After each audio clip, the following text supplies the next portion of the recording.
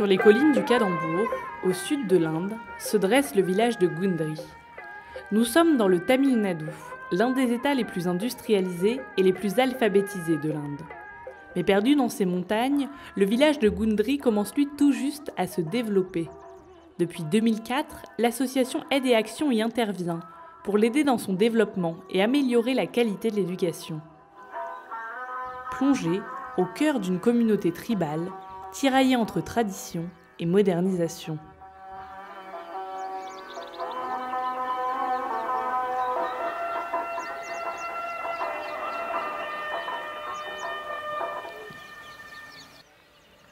Nous voici chez Badi et sa famille. Badi a 12 ans. Ce matin, sa grande sœur Parvati l'aide à se préparer pour l'école. Dans ce village de quelques centaines d'habitants, un seul puits permet de s'approvisionner en eau. Les quantités sont limitées et l'eau n'est pas potable. Elle est source de maladies pour de nombreux enfants. La mère de Badi prépare le petit déjeuner traditionnel à base de mil et d'oignons. Ici, les habitants ne disposent quasiment que des produits issus de leur récolte pour se nourrir. Quelques compléments peuvent venir de la ville, mais c'est assez rare. Gundri n'est accessible que par une unique route, souvent impraticable. Pour aller à l'école, Badi, comme tous ses camarades, enfile son uniforme. Une tenue donnée gratuitement à chaque rentrée scolaire. Vers 9h, elle part pour l'école avec sa petite sœur Rami.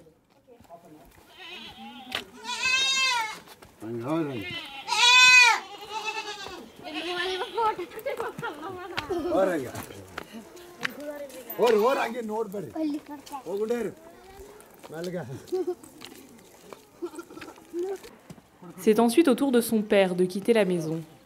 Il part en pâture pour la journée avec ses vaches et ses chèvres.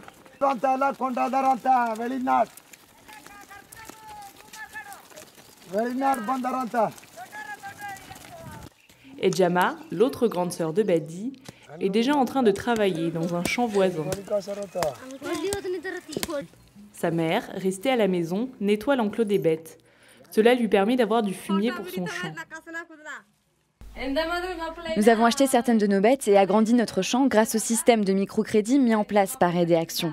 Nos récoltes nous permettent de nous nourrir et on en vend une partie en ville depuis 3 ou 4 ans. Avant, on ne pouvait pas, la route n'arrivait pas jusqu'à notre village.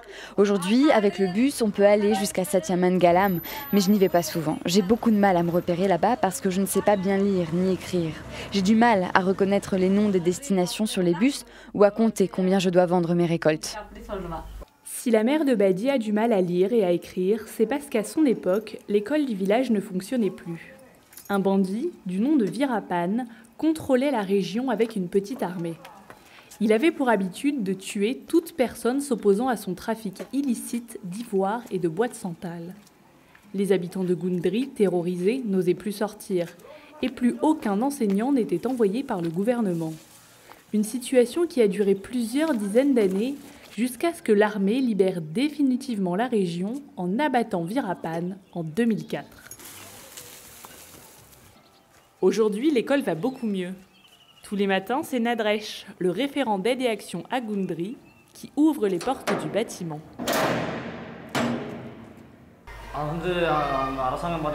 Je travaille pour Aide et Action depuis le début de leur mission ici en 2004. Au départ, mon rôle était de pousser les enfants à venir à l'école. J'allais les chercher directement chez eux tous les jours. Ensuite, on jouait toute la journée, on faisait du dessin, du sport, du théâtre. L'objectif, c'était que les enfants voient l'école comme un endroit sympa et amusant. Si on leur avait donné des devoirs dès le premier jour, ils ne seraient pas revenus le lendemain. Maintenant, ils viennent d'eux-mêmes, tous les matins. L'école accueille tous les jours plus d'une 50aine d'élèves, des enfants qui ont entre 3 et 14 ans.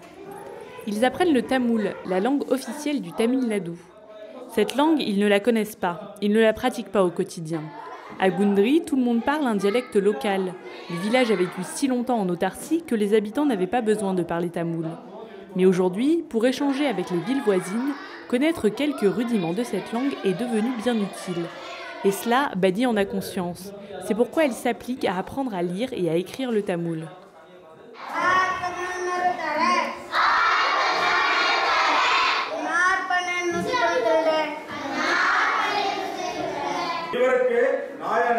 Les cours sont dispensés par 2 enseignants envoyés par le gouvernement et un volontaire d'AIDE-Action. Ils tentent de suivre le programme scolaire officiel et disposent pour cela de livres et de cahiers fournis par l'État. En principe, après leur dernière année d'études ici, les jeunes devraient pouvoir poursuivre leurs études dans un lycée d'une ville voisine.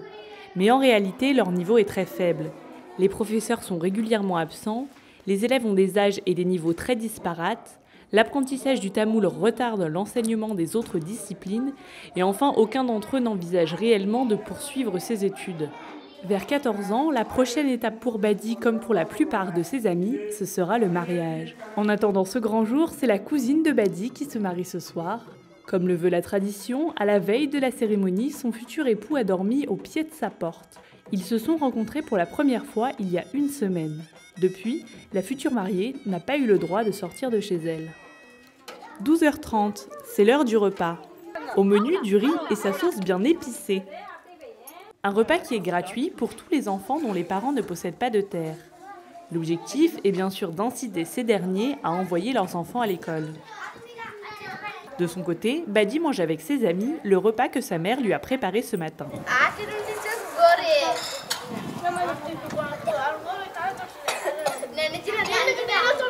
Après avoir mangé, chacun nettoie son assiette et la récréation peut commencer.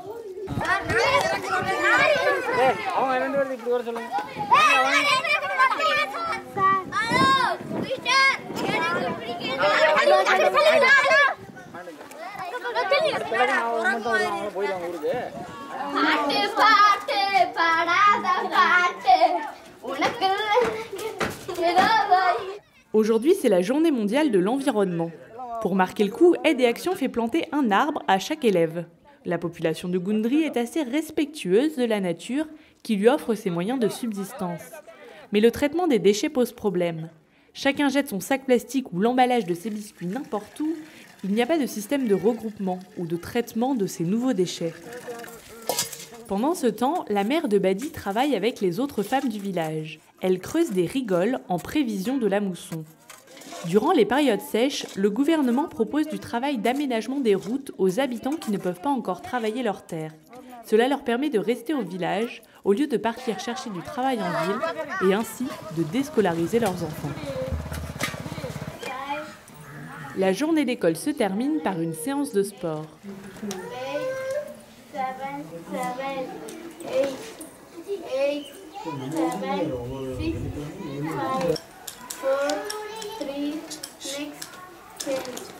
En rentrant chez elle, Badi retrouve sa grande sœur, Parvati, et son bébé de 7 mois.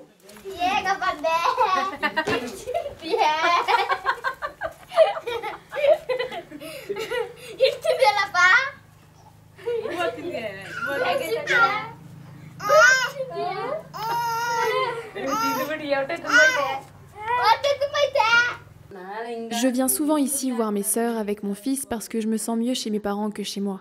Je vis avec mon mari mais je ne l'aime pas. On est différents. Quand on s'est mariés, j'avais 14 ans, lui 22. Mes parents l'ont choisi parce qu'il possède une terre. C'est un bon parti. Avant de m'épouser, il a conduit des camions à travers toute la région. Il a découvert des coutumes différentes dans les villes qu'il a traversées, des lieux où les règles de notre caste ne sont plus les mêmes. À Gundry, tous les habitants font partie de la même caste. Elle leur impose une règle stricte. Les hommes, une fois mariés, ne peuvent plus manger de la nourriture qui n'a pas été préparée par leur femme dans le foyer familial. Cette règle n'existe plus en ville. Le mari de Parvati en a été témoin. Pour lui, c'est une bonne chose, nous a-t-il confié. Mais il refuse de le dire trop fort. Il ne veut pas bousculer les traditions par peur d'être mis de côté et de se voir notamment interdire l'accès au temple. Chez la cousine de Badi, la cérémonie de mariage débute. Le futur époux fait son entrée dans la maison de sa promise. Il suit les directives du brahman, le maître de cette cérémonie religieuse. Pour la jeune cousine de 14 ans, cette ultime étape du mariage est éprouvante. Elle sait que dans quelques heures, elle devra quitter sa maison et sa famille. Elle ira vivre chez un inconnu, devenu son mari. Mais elle n'a pas le choix. À Gundry, les femmes perdent leur statut social si elles restent célibataires ou veuves. Il n'y a qu'une fois mariées et mères qu'elles peuvent participer pleinement à la vie du village. Le mariage s'achève par une fête, puis tout le village accompagne les nouveaux mariés jusqu'à chez eux. Ce soir, ils partageront le même lit. Il y a quelques années encore, les filles étaient mariées à 10 ou 12 ans et mouraient en couche quelques mois plus tard. Aujourd'hui, les parents attendent qu'elles aient fini l'école, à 14 ans. Quelques petites années qui ont permis de diminuer le nombre de décès de ces jeunes filles. La preuve que l'éducation fait évoluer les traditions, un espoir pour tous les jeunes de Gundry.